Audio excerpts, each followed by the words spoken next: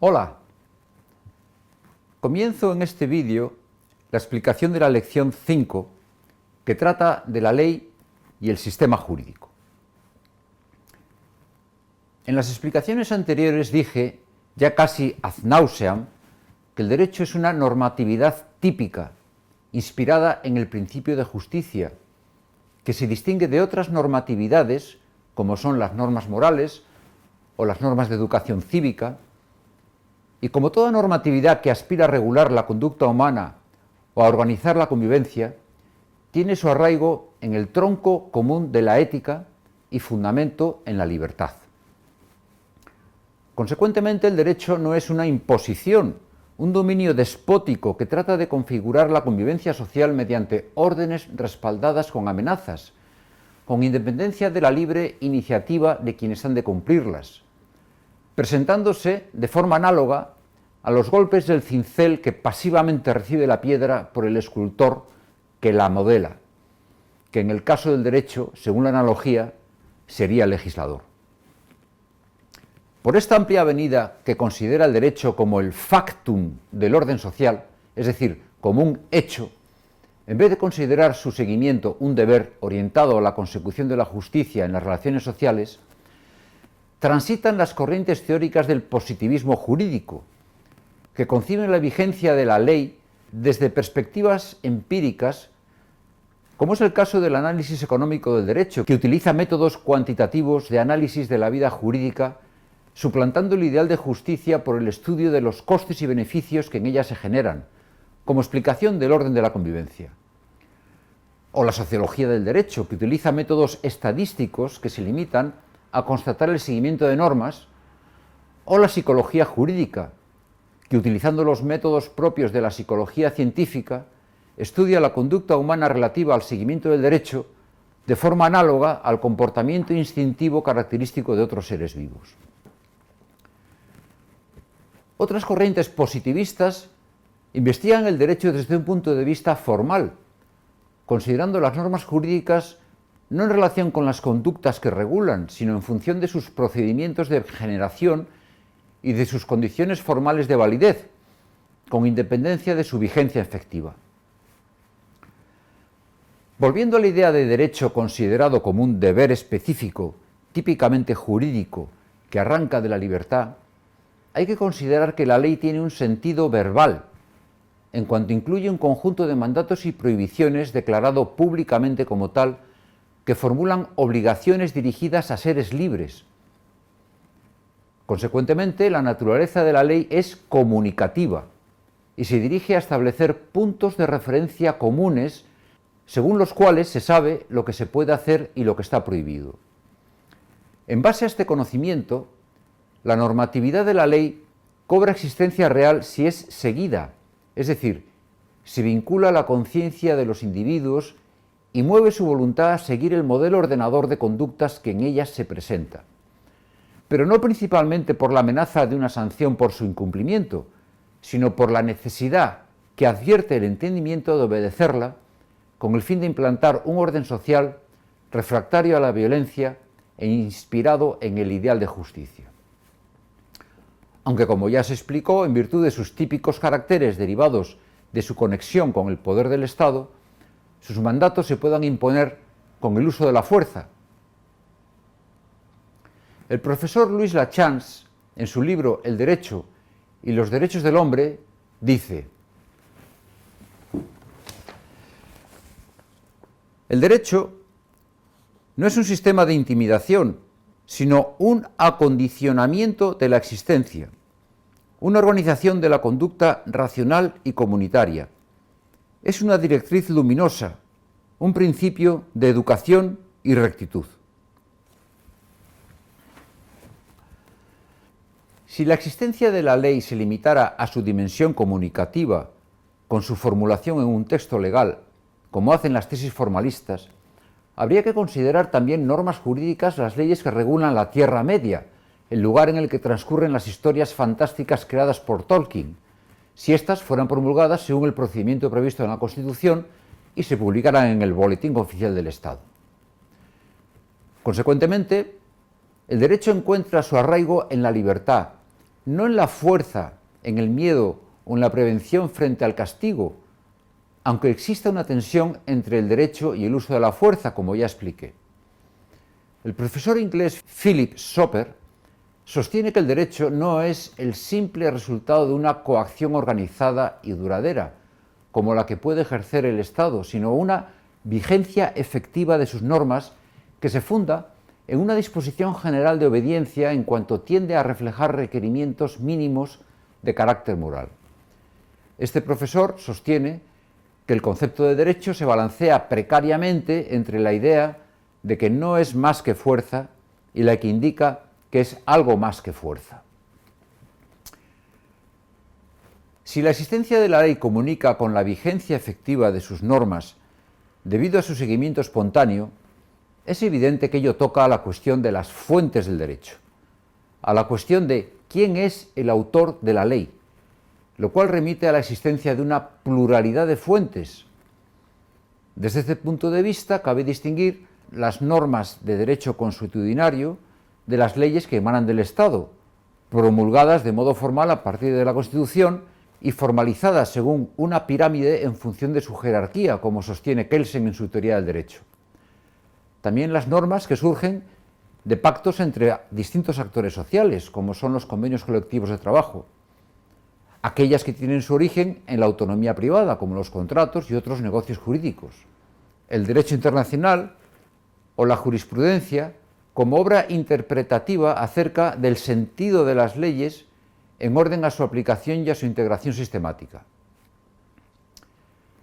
Debido a esta diversidad de fuentes, el derecho se puede considerar el órgano de la vida pública.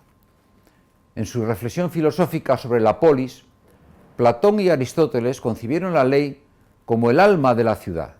como algo vivo de donde surgen todos los proyectos e intenciones. Sostener que el derecho coincide estrictamente con las leyes que emanan del poder legislativo del Estado es un prejuicio estatista que no se puede mantener, en cuanto con ello se erige el poder en la causa única de la vinculación social, cuando lo cierto es que cualquier forma de autoridad existe solo en función de la sociedad, como ya se explicó en un vídeo anterior, en la que se usó la analogía de que la existencia de una orquesta es anterior a la del director que la dirige, quien coordina con la batuta el sonido de las cuerdas, los vientos, las maderas y la percusión en función de la interpretación de la partitura que hacen los músicos. Además, el Estado es un entramado institucional que se muestra ya obsoleto. Con lo dicho hasta aquí, queda establecido el arraigo de la normatividad jurídica en el tronco común de la ética. Lo que distingue la norma jurídica de otro tipo de normas es su función, en cuanto que en ella, como ya indiqué,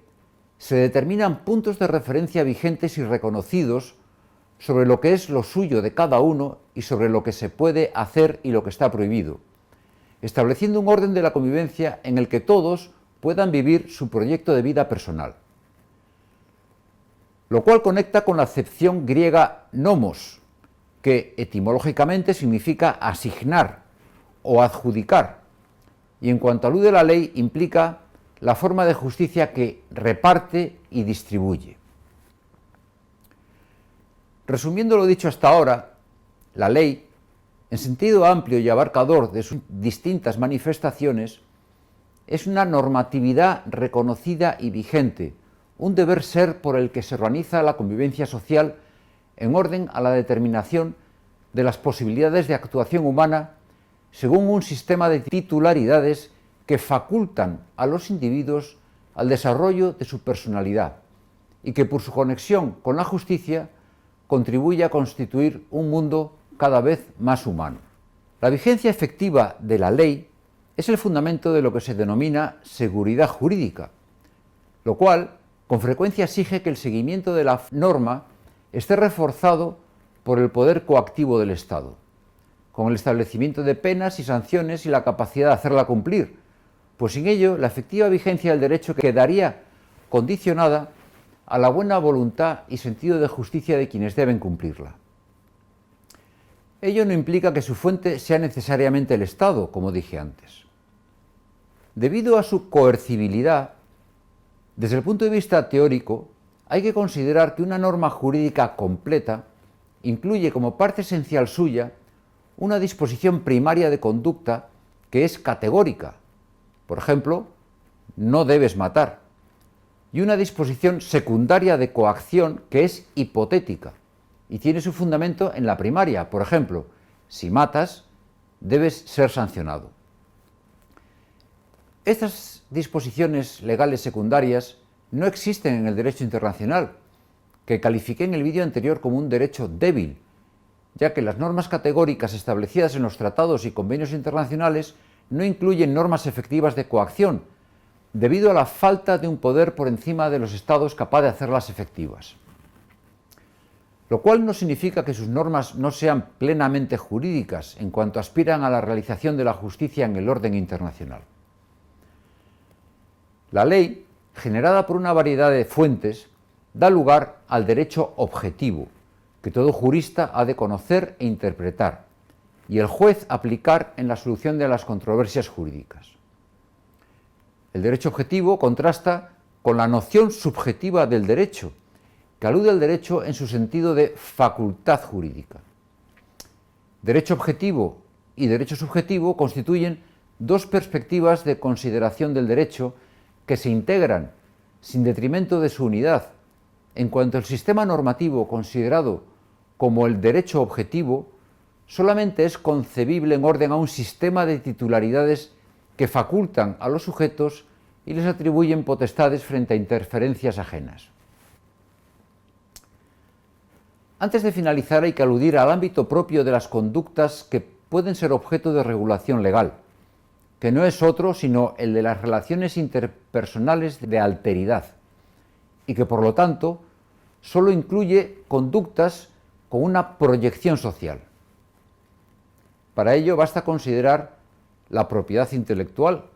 que la ley protege en relación con los libros, obras dramáticas, dibujos, pinturas, esculturas, obras cinematográficas, emisiones de radio, fotos, composiciones musicales, etc., pero que de ninguna manera puede proteger dichas creaciones en cuanto están en el fuero interno, en cuanto son pensadas por el autor del cual se derivan. Solo la protección externa de las conductas es lo que puede constituir un bien jurídicamente protegido, puesto que el fin de la ley es establecer un orden objetivo de justicia entre los elementos que integran la vida social, a diferencia de otros órdenes sociales derivados de actitudes puramente internas, como pueden ser la amistad, el amor, la religión o la gratitud, ya que estos órdenes de la conducta, al fundarse en una disposición interna, están completamente fuera de la posibilidad de que se pueda exigir su cumplimiento de manera coactiva. Por ello, el objeto de la ley, en cuanto persigue establecer un orden objetivo, solo puede incluir aquellos actos sociales de prestación,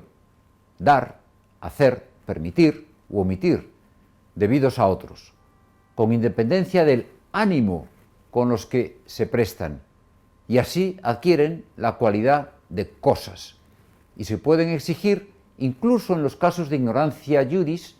como recoge el artículo 6.1 del Código Civil, en el que se dispone que la ignorancia de las leyes no es excusa de su cumplimiento, y también en los casos de responsabilidad objetiva. Termino aquí este vídeo sobre la ley, en el que me he referido a su existencia como orden efectivo de las relaciones sociales, a su pluralidad de fuentes, a sus funciones y a su objeto propio de regulación. Os espero en el siguiente, en el que explicaré su relación con la determinación del derecho como realización del principio de justicia. Hasta entonces, adiós.